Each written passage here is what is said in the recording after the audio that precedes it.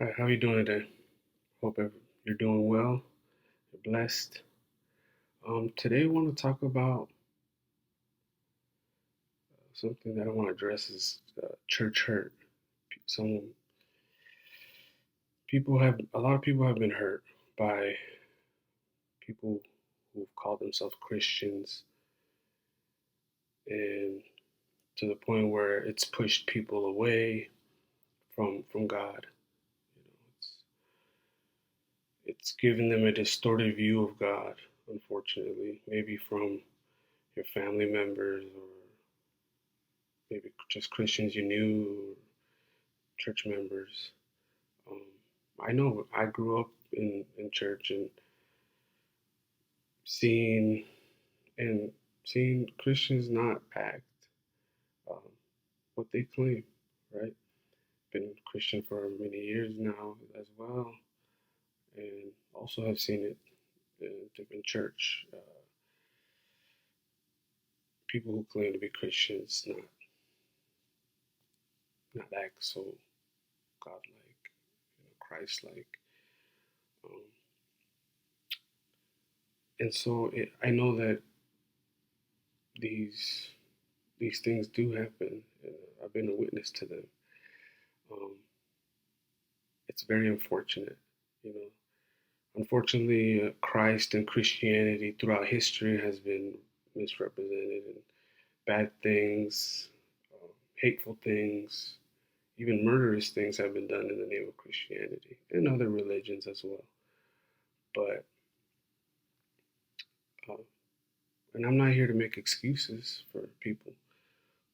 Unfortunately, many people call themselves Christians are actually not Christians. Um, it's something depending on how you grew up or where you grew up. Here in the South, it's very common for everybody to call themselves a Christian, um, even though they are not living by the teachings of Christ.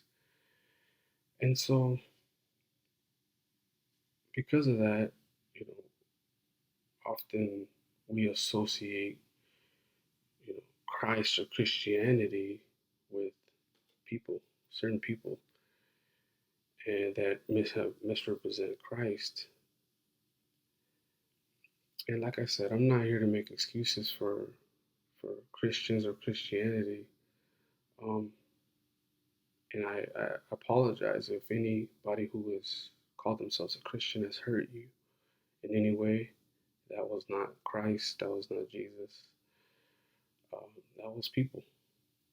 And and you're right. We are, as Christians, we are called to represent Christ. We're called to love the world and bring the world to Christ and have the fruit in our lives of love and peace and kindness. Um, so I don't make excuses for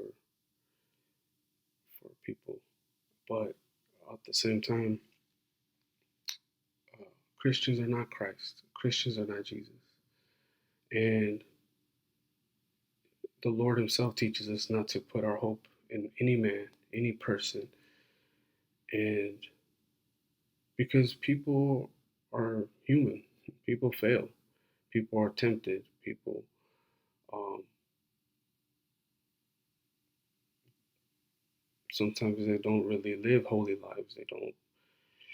They lose track of their relationship with God, or they'll put that to the back or to the side, and so that's why we don't put our hope in people or any person.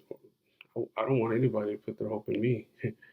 I love Christ and I live for Him and I live a holy life, and uh, but I don't want anybody to put their hope in me. I want everybody to put their hope in Christ, to say what He teaches. He's perfect. He's worthy of putting all your hope in. He's worthy of trusting fully and faithfully because He's faithful. He never changes. Unlike humans, we change, fail, and uh, you know, we're everywhere in our lives. But Christ isn't. Christ is the one you can trust fully and put all your hope in, and He won't fail you.